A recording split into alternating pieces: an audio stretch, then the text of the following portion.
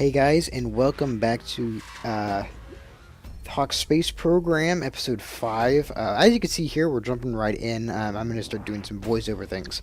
I was trying to decide what I wanted here. It was pretty obvious with the first pick because I got solar panels there. But I was trying to decide, I really want to get into flyable aircraft. I want to get those going, but we need more science first. So I decide to get a few things to help us get up into space. And so right here, as you can see, I did create this craft already. We're just going to put some solar panels on that guy. I do talk about how this capsule is created here later. But you see, you have these little compartments that I can hide everything in. And that's so they don't sit on the outside. But again, I do talk about those later. Trying to remember what all happens here. Yeah, I guess I decided to go test that. And when I do this, I discover these things right here do not open up unless you have a person. I guess, yeah, right here you can see you gotta open up with them up with a person. Not that that's a big deal. And then here, I decided I wasn't sure quite how the craft would react. The mixture of solid rocket boosters and liquid fuel boosters, I really didn't know how that would turn out. So I decided to make an escape system there. And it worked pretty well, actually. But here we're going to go see how this craft is created. Alright, here we have the Mu-1 launcher. The capsule itself is just this section right here, and let's go over this first, I guess. It's a basic concept I've been keeping: the single capsule with the parachute on top, extra parachutes on the side. Instead of doing what I have been doing, I got this little mod here, the service compartment tube. I honestly don't remember. I think that might be the name. And this is what I have inside. I have batteries, McJeb, and a few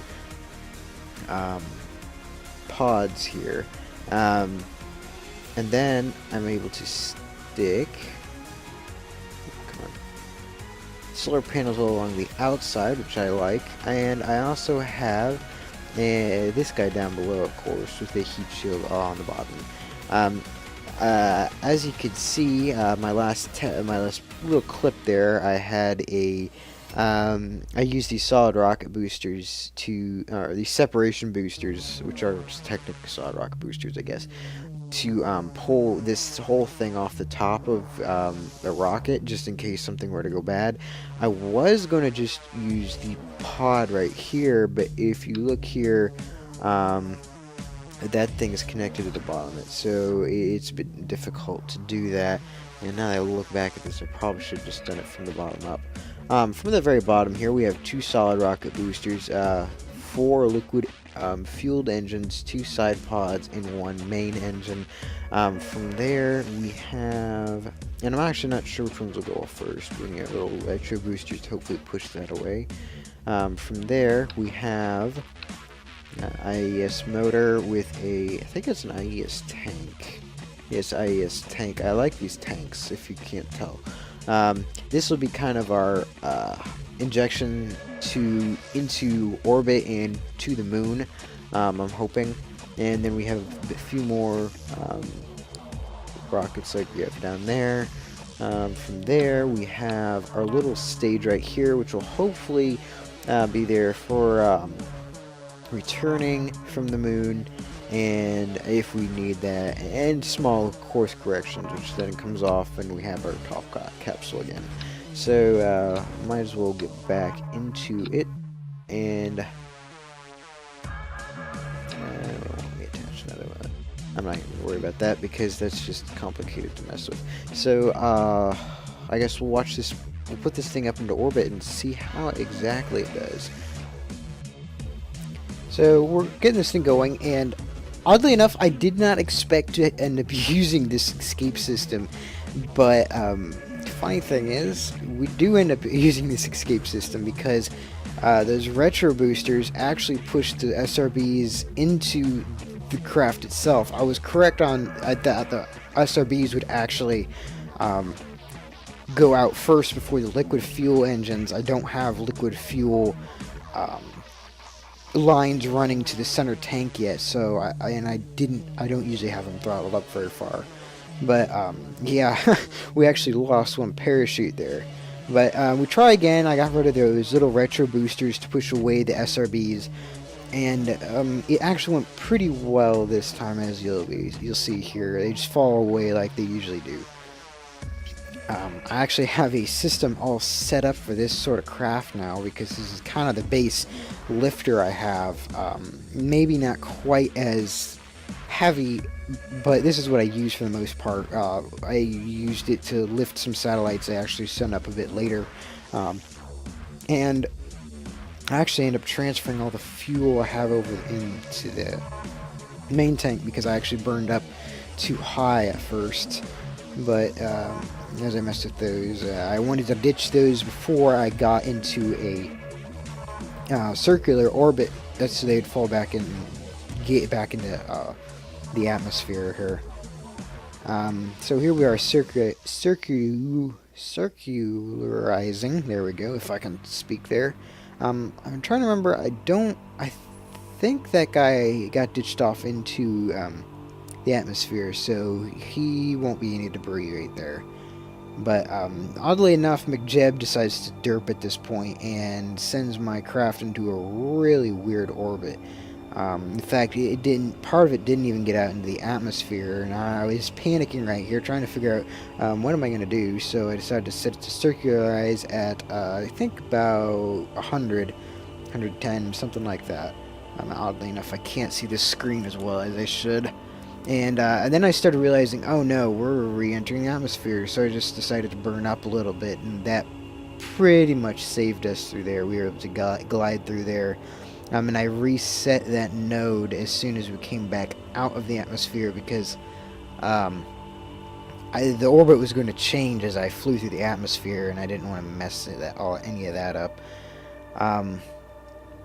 So from here went pretty smoothly, I believe. Yeah, go around again. Oh wait, no, McJeb does derp up once again, but I think right here it's circularizing to 100, I believe, something like that. And then I decided to Hoffman transfer to orbit, and it does that, and just like I was expecting. And I decided to adjust it a little bit to give myself just enough lead time so I don't smash into the side. And so it decides to do it again, and it actually, in the middle of my burn, it adjusts my node. I don't know if I hit something, if I hit a key. Right there, it just like all of a sudden just changed. I'm like, what is it doing? And so I reset it, and luckily it did get it right that time. We have plenty of Delta V on this craft, so I didn't have to worry too much about that. And here we are approaching the moon. I actually spent a lot of time trying to get this lower stage here that just burned out. Did we just burn it out? Yeah. To actually hit the hit the moon once we were done. At the moment, I believe I'm actually trying to remember. No, I wasn't going to hit the moon, but I made it so that section right there would, and I watched that actually hit the moon right here. I'm kind of trying to keep debris down. Technically, this would have probably shot off into space, and I would have never seen it again. But I just kind of want to keep that Kessler syndrome down. That's kind of a goal of mine. I'm not going to be perfect in it, but I figured that'd probably be a good goal to go for. I need some goals in this system. And so I decided to start gathering science here. And I mean, it's pretty much the same thing. Getting EVA reports, crew reports. I think I can only get one crew report actually. So I do that, and then I get the goo capsules and the materials bay right there. and I basically just go around the moon a couple times trying to make sure I get everything. Oddly enough, I realized this later on. I have the TAC life support, so I need to make sure I have enough stuff, and I didn't realize in one version of the craft I had put extra life support inside there. It must have been before I put the goo capsules in though, because I realized later on that, oh, I only have 1 day's worth of stuff there, and yeah, and it's kind of. I ended up making it back. You could make a trip to the moon right here. I realized, oh, wait a minute, I don't have all my stuff. I think I realized about here. But once again, McJeb derps here. I don't understand why it did this. I did get my correct transfer to back to Kerbin, but I set it sets to warp because I set a little waypoint here. Not a waypoint, but a maneuver node to burn up and slow down so I don't come into the atmosphere going extremely fast. And it decides to, once I get done messing with the node, I mess with nodes a lot more than I probably should. I'm also trying to make sure I don't come too deep into the atmosphere and burn up. Come on. Right here, yeah, it warps and boom. And I'm sitting here trying to figure out what the crap just happened.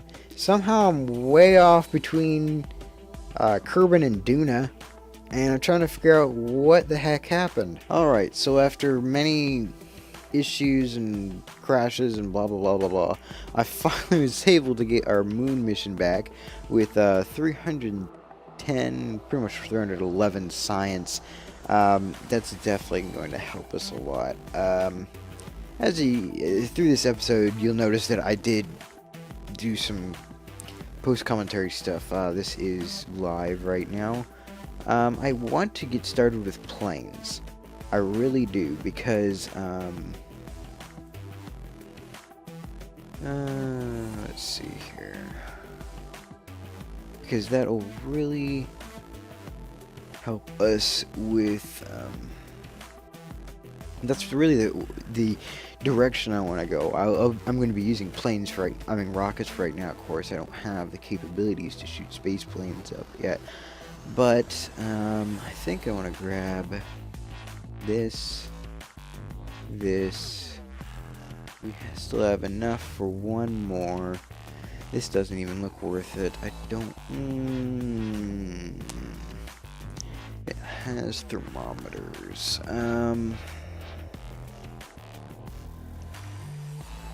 Not sure. This says fuel lines on RCS.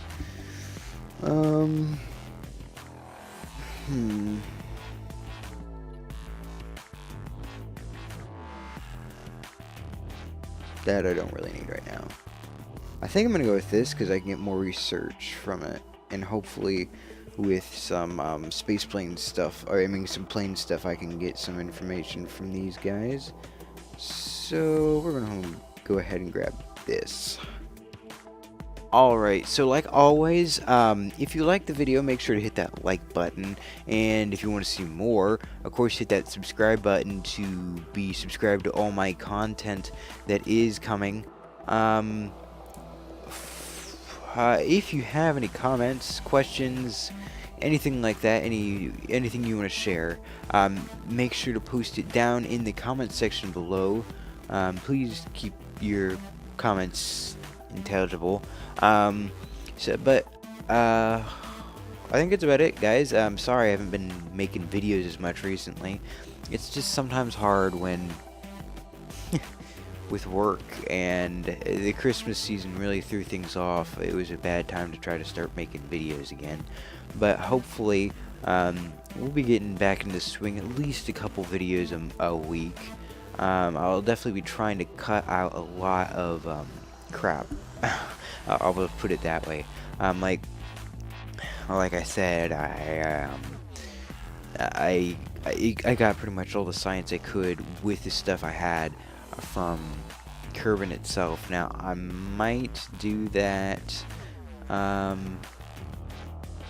with the moon, but I just remembered though, I definitely want to be getting some satellites up because we do have solar panels now. Start some communication networks. But anyways, I've been blabbering on long enough. Until next time, guys, I will see you guys later.